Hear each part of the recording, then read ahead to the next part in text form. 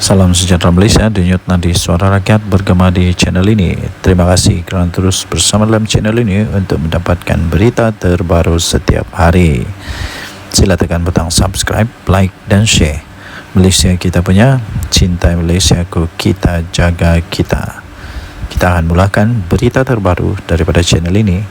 Tekan butang subscribe, like dan share. Salam sejahtera Malaysia, denyut nadi suara rakyat bergema di channel ini. Ada juga kebenarannya bila kawan saya kata PAS ni pelik sikit. Kalau dia buat tidak salah. Kalau dia buat tidak salah, malah nanti dia akan keluarkan banyak dalil lah, banyak macam lah. Dia akan keluarkan dalilnya, dia akan buat macam-macam lah, ya, macam-macam. Tapi kalau orang lain buat, semuanya salah. Semua salah, tak ada yang betul kalau orang lain buat. Tapi kalau dia buat, mesti ada dalilnya. Anda setuju kah dengan kawan saya punya kata itu? Kadang-kadang ada benarnya. Termasuk satu ni lah. Waktu DAP bersama dengan PAS, okey je. Nama itu waktu itu kalau saya tidak silap, nama dia Pakatan Rakyat. Waktu itu Pakatan Rakyat, kalau saya tidak silap. Pernah juga di dalam pentas ceramah duduk sebelah Lim Kit Siang adalah Tok Guru Hadi Awang. Kalau tidak silap dialah kot. Kalau saya tidak silap lah. Kalau saya silap bagi tahu lah. Tapi tiada pula orang bising. Malah walaupun semua waktu itu semua okey je. Okey je. Tapi ni ada satu ni. Tiba-tiba saja bila UMNO bersama dengan PAS, seolah-olah Malaysia ni bakal kiamat. Seolah-olah Malaysia ini bakal hancur lah, musnah lah, macam-macam lah. Tiada pula PAS DAP bising, tapi UMDAP semua bising. Ini Ketua UMNO Labuan kasih tempelak dengan kau punya PAS. Jadi walaupun sekalian, apa pula kata anda? Kenapa dulu PAS bersama DAP okey je? Okey je. Tapi sekarang UMNO dan DAP tak boleh bersama. Ketua UMNO Labuan Muhammad Rafi Ali Hassan telah muncul, tampil menempelak golongan yang bising sangat dengan kerajaan UMNO DAP atau UMDAP dalam kerajaan paduan. Katanya keputusan menjalinkan kerjasama itu bukannya disebabkan anak murid mau mengikut cakap guru. Sebaliknya ia untuk menyelamatkan parti. Katanya keputusan kita bersama dengan kerajaan perpaduan bukan pada waktu zaman kami bersetuju kerana menghormati titah daripada di-Pertuan Agong dan untuk menyelamatkan negara yang tiada kerajaan. Kemudian dia kata kita bergabung dengan DAP ini selepas pilihan raya umum, bukan sebelum pilihan raya. Betul atau tidak? Betul lah. Mana ada UMNO jadi geng kepada Pakatan Harapan, terutamanya DAP dalam pilihan raya, tidak. Tapi hanya sanggup bekerjasama dengan DAP selepas Agong mengeluarkan titah. Jadi menghormati titah Agong dan untuk menyelamatkan kerajaan Malaysia supaya ada kerajaan memimpin. Jadi UMNO bersamalah dengan DAP. Dulu PAS bersama dengan DAP, kenapa? Apa alasannya pula? Tapi waktu PAS dan DAP bersama dengan DAP, adakah orang bising? Adakah pemuda UMNO bising? Soal beliau dalam satu video di TikTok UMNO Labuan. Muhammad Rafi turut mengimbas kembali tentang PAS dan DAP yang pernah duduk serumah. Duduk serumah satu ketika dulu. Itu bila? Tahun 2004. Mungkin sudah lupa, mungkin Tok Guru Hadi Awang sudah lupa, kesian dia. Mungkin juga Walaun pun sudah lupa, mungkin juga Walang Tit pun sudah lupa, mungkin juga orang-orang PAS ni cepat lupa. 2004 sudah lama. Tahun 2004, 2008 PAS duduk satu rumah dengan DAP, tidur satu bantal, susun strategi mau kalahkan UMNO Barisan Nasional. Ada orang bising? Ada keluar perkataan PAS DAP? Tak ada. 2018 bersedap waktu bersatu dengan PAS, ada orang bising. UMDAP semua orang bising. Yang paling bising kita pula adalah UMNO yang paling bising daripada yang di luar. Yang paling bising kita pula dalam UMNO yang paling bising daripada orang di luar. Tempelak beliau lagi.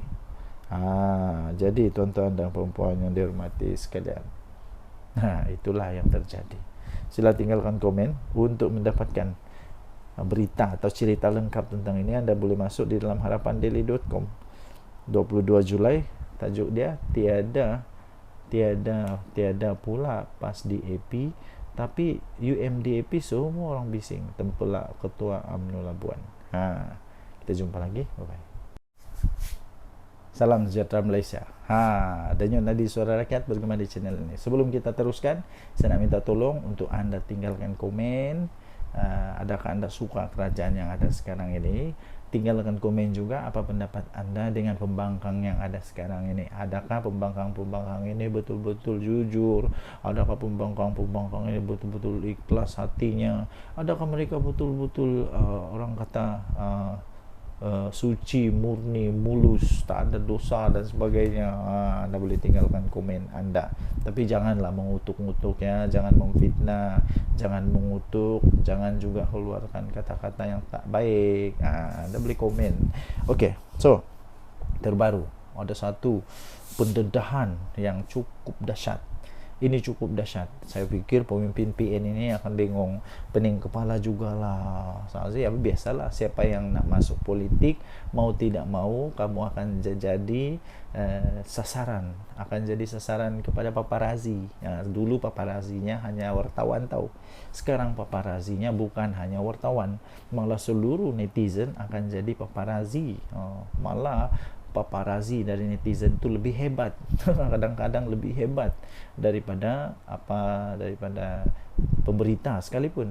Terbaru ini ada satu pendedahan terbaru ya, tuan-tuan dan puan yang dihormati sekalian.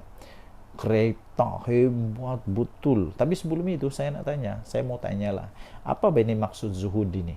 Apa maksud zuhud ini? Sampai saya pun tidak tahu apa ini zuhud. Maklumlah, saya ni budak baru belajar, jadi ada istilah-istilah yang tidak pernah dengar. Contoh yang saya pernah dengar ni zuhud. Apa ini zuhud? ZUHUD, zuhud. Ramai teruja lihat koleksi kenderaan zuhud pemimpin PN ini. Ini daripada harapandaily.com. Tarik dia 23 Julai. Ini dia. Gambar dia. Cantik gila kereta ni. Kereta Ford. Tular sejumlah banyak ni, sejumlah koleksi kenderaan bukan kelas maharin yang dikaitkan dengan seorang pemimpin Perikatan Nasional. Keupayaan pemimpin berkenaan dalam memiliki kenderaan-kenderaan terbabit telah mengundang persoalan, sehingga ada yang mengaitkan dengan Suruhanjaya Pencegahan Rasuah Malaysia SPRM. Menurut perkongsian daripada seorang pengguna X, dulunya Twitter, sekarang X, iaitu @Saiful ADN, dapat dilihat kereta dan motosikal berkuasa tinggi itu yang juga memiliki nombor pendaftaran kenderaan yang cukup istimewa. Gambarnya ini. Itu. Semakan daripada Harapan Daily mendapati bagi model motosikal otomatik AT di bawah siri Honda X ADV yang terpampang di media sosial itu, harganya itu bermula daripada RM63.299. Ini bukan motosikal kelas maharin. Mungkin dia ada business code.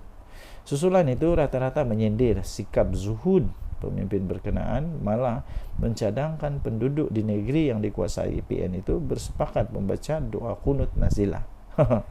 Tidak kurang juga yang secara sinis berkongsi gambar penyokong pembangkang yang umum di Lalualaun hanya mampu menunggang motosikal kapcai sambal menjual akhbar rasmi PAS Haraka. Salam sejahtera Malaysia.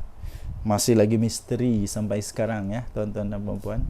Apa sebenarnya yang terjadi di antara PAS dengan Mat Sabu? Sebab Mat Sabu kan dulu orang kuat PAS. Kenapa dia sanggup untuk tinggalkan PAS dan kemudian dia tubuhkan parti yang disebut sebagai Parti Amanah? Jadi ramai orang nak tahulah apa sebenarnya yang berlaku, apa rahasia di sebaliknya. Mungkin Anda tahu salah satu rahasia itu, Anda boleh tinggalkan di ruang komen. Apa sebenarnya terjadi di antara PAS dan Mat Sabu, Menteri Pertanian kita sekarang? Apa sebenarnya yang terjadi? Dan sekarang ini ada satu artikel yang saya ingin kongsikan kepada Anda. Tajuknya, Tinggalkan PAS dan Mewujudkan Amanah, Langkah Bijak Mat Sabu, 23 Julai 2024, oleh Akmal Manaf. Seorang tiktokers yang dikenali sebagai Abang Botak menyifatkan tindakan Presiden Amanah Datuk Seri Muhammad Sabu meninggalkan PAS pada satu ketika dahulu sebagai keputusan yang tepat lagi bijaksana. Ini kerana katanya pencapaian demi pencapaian yang telah ditunjukkan oleh Muhammad, atau lebih dikenali sebagai Abang Mat, dalam mengemudi kementeriannya, yaitu Kementerian Pertanian dan Keterjaminan Makanan KPKM. Kata TikTok itu memang berbaloi guys. Satu keputusan besar yang diambil oleh Abang Mat satu ketika dulu untuk meninggalkan parti PAS dan mewujudkan parti Amanah adalah keputusan yang amat bijak dan tepat sekali. Adakah Anda setuju dengan kalimat itu? Jika Anda setuju, Anda tinggalkan komen. Bagus juga lah.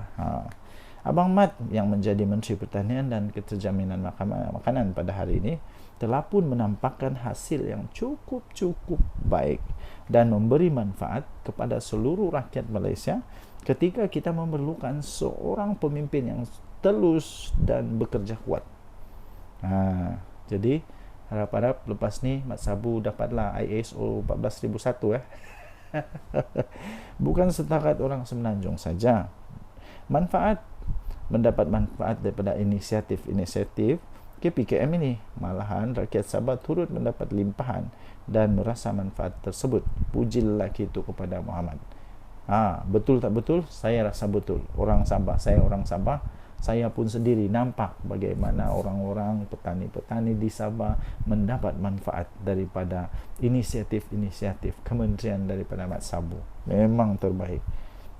Malah dalam video yang sama, lelaki itu juga turut menyebut tentang gerak kerja daripada Muhammad yang juga adalah ahli parlimen dari Kutaraja itu. Katanya hari ini YB Mat Sabu menyatakan begitu optimis untuk mendapatkan dana tambahan bagi menambah baik sistem pengairan di jelapang padi di mana? Di Kota Belud, di Sabah tau. Di mana akan mencapai sasaran 10 tan pengeluaran padi, yang mana berlaku sekarang peningkatan 2 hingga 4 tan per hektar per musim. Dengan dana tambahan itu dapatlah diperluaskan lagi program SBB Smart Sawah. Ini yang telah terbukti hasilnya yang begitu memberansangkan. Ini kita pujilah Abang Mat kerana berani meninggalkan parti PAS suatu ketika dulu dan hari ini dapat menabur bakti dan memberi manfaat kepada semua rakyat Malaysia. Steady Abang Mat, salut, kata lelaki itu sebelum mengakhiri videonya. Saya setuju. Antara banyak-banyak yang saya setuju, ini saya setuju. Kerana apa? Di Sabah sendiri kita boleh nampak ni semua orang di Sabah, terutama di tempat saya, sedang sibuk dengan mengurus padi, mengurus insentif, mengurus macam-macam urusan. Kenapa? Adalah adanya bantuan-bantuan yang sangat baik daripada kerajaan. Kerajaan yang dulu pernah buat, ada yang dia pernah buat, ada yang dia tak pernah buat. Ada yang buat semacam melepas batuk di tangga, cakap saja, janji saja, tapi pelaksanaan tidak. Sekarang sudah nampak pelaksanaan. Denyut nadi suara rakyat bergema di channel ini. Jangan lupa tekan butang subscribe, like dan share. Malaysia kita punya, cintai Malaysiaku, kita jaga kita. Bye-bye. Salam sejahtera Malaysia. Denyut nadi suara rakyat bergema di channel ini. Tuan-tuan dan puan-puan yang dihormati sekalian, ada satu tajuk artikel berita yang cukup mengejutkan saya. Anda tinggalkan komen apa pendapat anda dengan tajuk berita ini, yaitu PAS sedang diperalatkan bersatu. Betulkah bersatu sedang memperalatkan PAS? Betulkah bersatu sedang tunggang PAS? Tapi kalau betul, takkanlah PAS tak sedar. takkanlah PAS terus membiarkan dia diperkalatkan oleh Bersatu untuk kepentingan politik Bersatu. Tak akanlah orang-orang bijak macam Hadi Awang, macam Tuan Guru Tuan Ibrahim Tuan Man, ya kan, sampai bagi sijil ISO, mesti orangnya hebat, pandai, bijak. Takkanlah mereka tak sedar mereka sedang diperalatkan, kalau betul PAS sedang diperalatkan oleh Bersatu.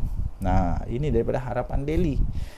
Walaupun Muhyiddin pernah berkata maksud PAS itu adalah parti ajaran sesat. Dulu Muhyiddin pernah cakap rupanya. Mahathir mengkritik PAS. Punca berlaku peristiwa Mamali. Wan Ahmad Faisal pula pernah berkata penyokong PAS bodoh. PAS tetap menerima mereka. Ini satu ketika dulu. Mungkin sudah dilupakan, tapi orang-orang di Malaysia tidak akan lupa itu. Sebab kenapa? Dirakam, ditulis di newspaper, di YouTube mungkin pun ada, ketika Muhyiddin Yassin kata apa? Ketika dia kata PAS itu parti ajaran sesat. Ketika waktu Mahathir mengkritik PAS, kononnya punca peristiwa Mamali. Kemudian Wan Ahmad Faisal pula pernah kata penyokong PAS ni bodoh. Jadi sekarang siapa yang bodoh? Ini lucu. Sedangkan walaupun Datuk Seri Anwar Ibrahim tidak pernah menyesatkan PAS, DAP pun tidak pernah memperbodohkan penyokong PAS atau membodohkan penyokong PAS. Amanah pun tidak pernah pun untuk membinatangkan PAS. Ketiga parti ini tetap dianggap musuh. Entah tiba-tiba Mahathir jadi kawan, Ahmad Faisal yang kata penyokong PAS bodoh tu pun jadi kawan, Muhyiddin yang kata PAS itu maksudnya parti ajaran sesat pun jadi kawan. Sebenarnya Muhyiddin sangat licik dalam permainan politik. Muhyiddin menggunakan Tun Mahathir untuk menjatuhkan Tun Abdullah Badawi, sehingga Pak Lah menzahirkan duka cita sikap Muhyiddin itu di pentas terbuka. Kemudian Muhyiddin cuba menjatuhkan Najib, kononnya kes 1MDB. Sebelum dijatuhkan, Najib telah pun bertindak lebih awal menjatuhkan Muhyiddin daripada kerusi timbalan Perdana Menteri. Tidak berputus asa, Muhyiddin sanggup menyembah Anwar di penjara. Ihsan Anwar merestukan Bersatu untuk bersama dengan Pakatan Harapan. Selepas PH berjaya memenangi PR14, Muhyiddin mengkhianati Mahathir dan Anwar. Akhirnya dia menjadi Perdana Menteri. Sebenarnya Bersatu tidak pun mampu untuk memenangi satu pun kerusi tanpa PAS. Jika tidak percaya, cubalah PAS ambil sikap lepas tangan untuk PRK Negeri. Bersatu akan kena TKO, confirm plus guarantee. Ketika Muhyiddin menjadi Perdana Menteri, dia tidak lantik timbalan Perdana Menteri dari PAS. Malah Muhyiddin tidak pun mempercayai ulama PAS untuk memegang portfolio Menteri Agama. Mungkin Muhyiddin masih yakin kenyataannya bahawa PAS ini bermakna parti ajaran sesat. Tapi bila dah jadi kerajaan, Bersatu pula yang banyak bolot jawatan penting dalam kabinet. Manakala PAS hanya diberi jawatan berportfolio rendah dan jawatan pengerusi GLC saja. Bahkan semasa Muhyiddin Yassin jadi Perdana Menteri pun, dia lantik Ismail Sabri dari UMNO sebagai TPM. Sedangkan UMNO bukannya sebahagian daripada Perikatan Nasional. Mengapa tidak dilantik calon daripada PAS? Dan berbagai skandal mahkamah memimpin pemimpin-pemimpin daripada Bersatu, dari presiden hingga naib presiden mereka yang melibatkan anak dan menantu, dilihat PAS menjadi tukang cuci dosa-dosa tersebut. Saya tertarik dengan ulasan veteran daripada UMNO, Mustafa Yaakob, yang Bersatu, yang menyifatkan Bersatu ini tidak mampu bertanding atas kekuatan sendiri, tetapi terpaksa menumpang kekuatan sekutunya, yaitu PAS. Bersatu terpaksa pula menggunakan logo PAS untuk bertanding di PRK Dun Negiri yang akan diadakan 17 Ogos ini. Bersatu tak berani menggunakan logo sendiri atau logo Perikatan Nasional di Negiri. Sebab mereka tahu pengundi PAS tidak akan mengundi calon Bersatu. PAS dan PN hanyalah kuda tunggangan Bersatu, di mana mereka digunakan untuk menggerakkan jentera bagi pihak Bersatu. Maklumlah, Bersatu bukannya ada kekuatan jentera pun. Nampak tak betapa hinanya kedudukan PAS dalam PN? Eloklah PAS tunggang agama, bersatu pun tunggang PAS, kata tulisan ini. Okey, jadi anda boleh baca ini di di harapandaily.com 23 Julai 2024, ditulis oleh Norman Radzwan. Tajuk dia, PAS sedang diperalatkan bersatu. Apa pendapat anda dengan tulisan ini? Apa pendapat anda dengan tulisan ini? Anda boleh tinggalkan komen. Denyut Nadir, Suara Rakyat, bergema di channel ini. Bye-bye. Salam sejahtera Malaysia. Denyut Nadir, Suara Rakyat, bergema di channel ini. Sejak sekian lama orang bertanya-tanya, betulkah UMNO akan keluar dari kerajaan ni? Betulkah kerajaan ini akan tumbang kalau UMNO keluar? Soalan itu pertama. Betulkah UMNO mau keluar dari kerajaan? Betulkah Zahid Hamidi akan bawa semua MP dia, semua menteri dia letak jawatan dan jadi pembangkang? Betulkah? Yang kedua ialah betulkah bahawa mereka akan letak jawatan semua menteri-menteri UMNO? Ingat, UMNO tidak kuat macam dulu ya. UMNO bukan macam dulu lagi. Pernah dulu, kalau anda masih ingat, saya pun masih ingat, waktu itu saya sudah cukup dewasa. Sekarang ni dah 40 lebih umur, jadi sudah cukup dewasa lah. Cukup dewasa. Waktu itu ada istilah begini. Waktu ketika UMNO masih kuat, ada istilah kata begini, apapun yang UMNO letak batu kah, letak kayu kah, letak apa sajalah diletak di mana-mana. Waktu masih kuat dulu tu, batu pun boleh menang, kayu pun boleh menang, tunggul kayu pun boleh menang. Kura-kura kalau letak jadi calon pun boleh menang dalam pilihan raya waktu itu. Tapi sekarang tidak lagi. Sehingga baru-baru ini ada juga artikel kata begini, kalau UMNO tidak bekerjasama dengan mana-mana parti, tidak bekerjasama ataupun dia bertanding secara solo untuk pilihan raya umum ke-15 nanti, menurut artikel itu kata, tidak ada harapan untuk UMNO untuk menang besar lagi. Silap-silap Zahid Hamidi boleh kalah, silap-silap Tok Matasan boleh kalah, silap-silap siapa lagi, yang besar-besar lah boleh kalah, silap-silap tumbang dan boleh pupus UMNO ni. Sebab sekarang UMNO bukan macam dulu lagi. Ya, jadi kerana itu ya tuan-tuan dan puan-puan, kalaulah UMNO keluar daripada kerajaan ini, pada pendapat saya, pertama, kerajaan tak perlu risaulah. Tidak perlu risau pun. Kalau dia keluar pun, kerajaan tetap ada majoriti muda. Kerajaan Madani ini, Datuk Seri Anwar Ibrahim, tetap ada majoriti muda dan belum tumbang. Tapi dia dapat disahkan tidak ada lagi majoriti 2/3. Risikonya kepada Datuk Seri Anwar Ibrahim hanya satu, iaitu ketika pembentangan rang undang-undang pembekalan. Kalau tidak ada sokongan, dia mungkin terpaksa letak jawatan. Tapi untuk kata otomatik kerajaan Madani tumbang, itu tidak mungkin berlaku. Ya. Jadi menteri-menteri UMNO saya fikir tidak akan begitu mudah untuk meletak jawatan. Bukan mudah, lagipun ramai orang lagi berbaris menunggu. Kalau semua menteri UMNO keluar, bagus jugalah. Ada peluang untuk DAP, ada peluang untuk amanah, untuk isi tempat mereka. Ini pun sebenarnya boleh dikatakanlah, boleh dikatakan hasil daripada persefahaman yang baik dalam kerajaan perpaduan.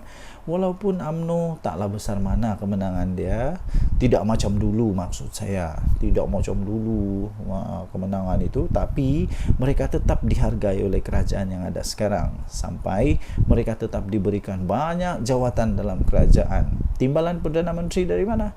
Timbalan Perdana Menteri daripada UMNO.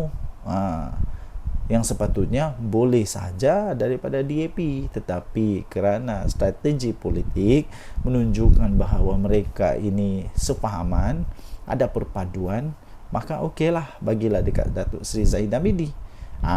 Jadi maksud kata begini, UMNO kena sentiasa ingat, bahawa mereka ada sekarang ini menjadi kuat semula, bolehlah dikatakan semakin mengorak langkah untuk menjadi kuat kerana mereka ada satu gabungan persefahaman politik dengan Pakatan Harapan, ya. Jadi hanya satu peluang untuk UMNO dapat menang, ialah dengan bekerjasama dengan Kerajaan Perpaduan, dengan Pakatan Harapan.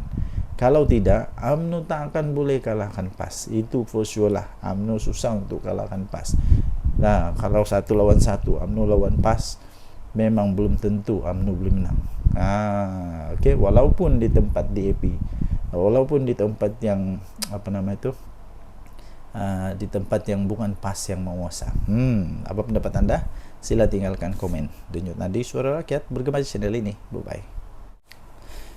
Salam sejahtera Malaysia, Denyut Nadi Suara Rakyat bergema di channel ini. Okey, tuan-tuan dan puan yang dihormati sekalian, sepanjang beberapa hari ini, perkara yang amat hangat di seluruh berita ataupun semua penganalisis pengulas politik ialah tentang di mana adanya konon-konon lah, ura-ura lah, konon lah, cerita kabar angin lah yang mengatakan MCA dan MIC keluar daripada Barisan Nasional.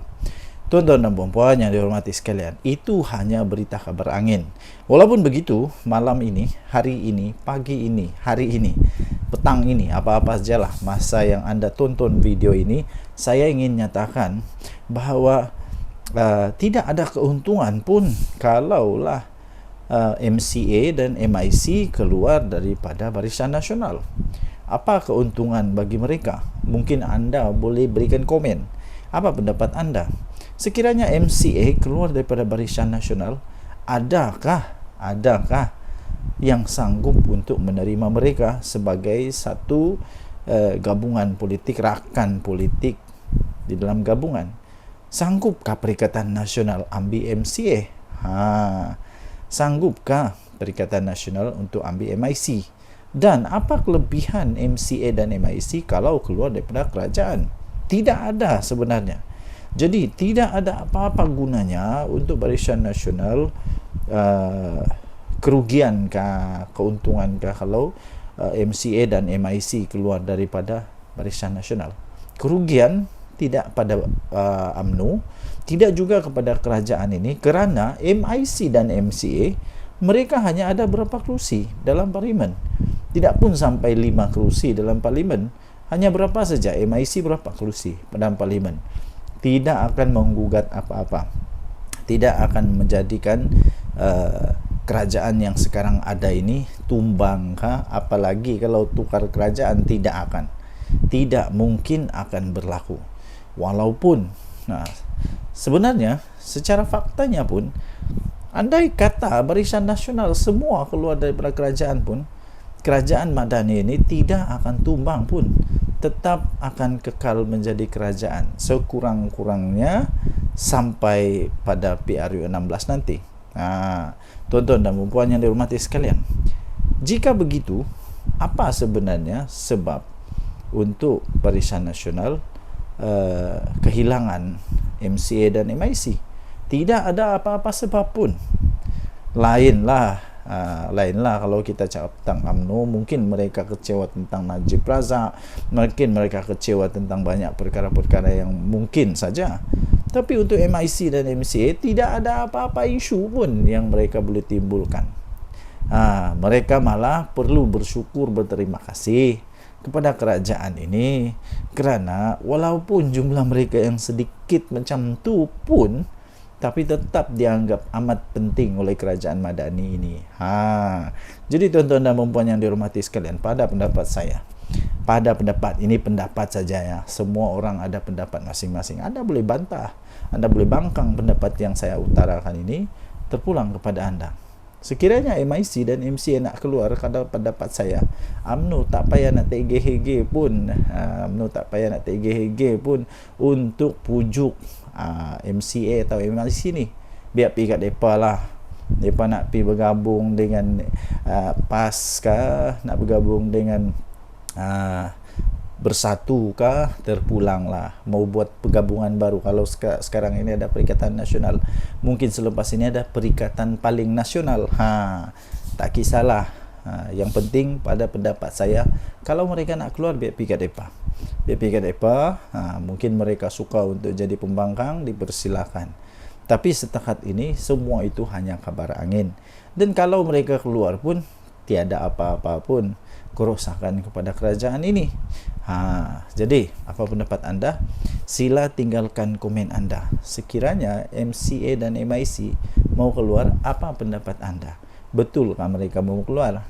Mungkin anda ada sumber yang lain yang mengatakan mereka mau keluar.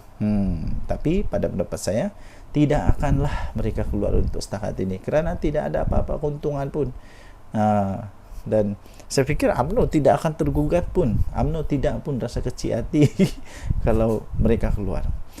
Tinggalkan komen, tekan butang subscribe, denyut nadi Suara Rakyat bergema di channel ini. Bye-bye. Salam sejahtera Malaysia, denyut nadi Suara Rakyat bergema di channel ini. Okey, tuan-tuan dan puan yang dihormati sekalian, sepanjang beberapa hari ini, perkara yang amat hangat di seluruh berita ataupun semua penganalisis pengulas politik ialah tentang di mana adanya konon lah, ura-ura lah, konon lah, cerita kabar angin lah yang mengatakan MCA dan MIC keluar daripada Barisan Nasional. Tuan-tuan dan puan-puan yang dihormati sekalian, itu hanya berita kabar angin. Walaupun begitu, malam ini, hari ini, pagi ini, hari ini, petang ini, apa-apa sajalah masa yang anda tonton video ini, saya ingin nyatakan bahawa tidak ada keuntungan pun kalaulah MCA dan MIC keluar daripada Barisan Nasional. Apa keuntungan bagi mereka? Mungkin anda boleh berikan komen. Apa pendapat anda? Sekiranya MCA keluar daripada Barisan Nasional, adakah yang sanggup untuk menerima mereka sebagai satu gabungan politik, rakan politik di dalam gabungan? Sanggupkah Perikatan Nasional ambil MCA? Sanggupkah Perikatan Nasional untuk ambil MIC? Dan apa kelebihan MCA dan MIC kalau keluar daripada kerajaan? Tidak ada sebenarnya. Jadi tidak ada apa-apa gunanya untuk Barisan Nasional, kerugiankah, keuntungankah kalau MCA dan MIC keluar daripada Barisan Nasional? Kerugian tidak pada UMNO, tidak juga kepada kerajaan ini, kerana MIC dan MCA mereka hanya ada berapa kerusi dalam parlimen. Tidak pun sampai 5 kerusi dalam parlimen. Hanya berapa saja, MIC berapa kerusi dalam parlimen. Tidak akan menggugat apa-apa. Tidak akan menjadikan kerajaan yang sekarang ada ini tumbang apalagi kalau tukar kerajaan, tidak mungkin akan berlaku. Walaupun sebenarnya secara faktanya pun, andai kata Barisan Nasional semua keluar daripada kerajaan pun, kerajaan Madani ini tidak akan tumbang pun, tetap akan kekal menjadi kerajaan sekurang-kurangnya sampai pada PRU 16 nanti. Tuan-tuan dan puan yang dihormati sekalian, jika begitu, apa sebenarnya sebab untuk Barisan Nasional kehilangan MCA dan MIC? Tidak ada apa-apa sebab pun. Lainlah kalau kita cakap tentang UMNO, mungkin mereka kecewa tentang Najib Razak, mungkin mereka kecewa tentang banyak perkara-perkara yang mungkin saja. Tapi untuk MIC dan MCA tidak ada apa-apa isu pun yang mereka boleh timbulkan. Mereka malah perlu bersyukur, berterima kasih kepada kerajaan ini, kerana walaupun jumlah mereka yang sedikit macam tu pun, tapi tetap dianggap amat penting oleh kerajaan Madani ini.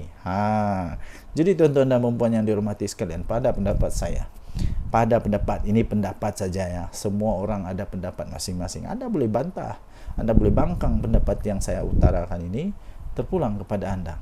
Sekiranya MIC dan MCA nak keluar, kalau pendapat saya, UMNO tak payah nak tergeh-hege pun, UMNO tak payah nak tergeh-hege pun untuk pujuk MCA atau MIC ni. Biar pergi kat mereka lah. Mereka nak pergi bergabung dengan PAS kah, nak bergabung dengan Bersatu kah, terpulang lah. Mau buat pergabungan baru. Kalau sekarang ini ada Perikatan Nasional, mungkin selepas ini ada Perikatan Paling Nasional. Tak kisahlah. Yang penting pada pendapat saya, kalau mereka nak keluar, biar pergi kat mereka. Biar pergi kat mereka. Mungkin mereka suka untuk jadi pembangkang, dipersilakan. Tapi setakat ini semua itu hanya kabar angin. Dan kalau mereka keluar pun tiada apa-apa pun kerosakan kepada kerajaan ini. Jadi apa pendapat anda? Sila tinggalkan komen anda. Sekiranya MCA dan MIC mau keluar, apa pendapat anda? Betulkah mereka mau keluar?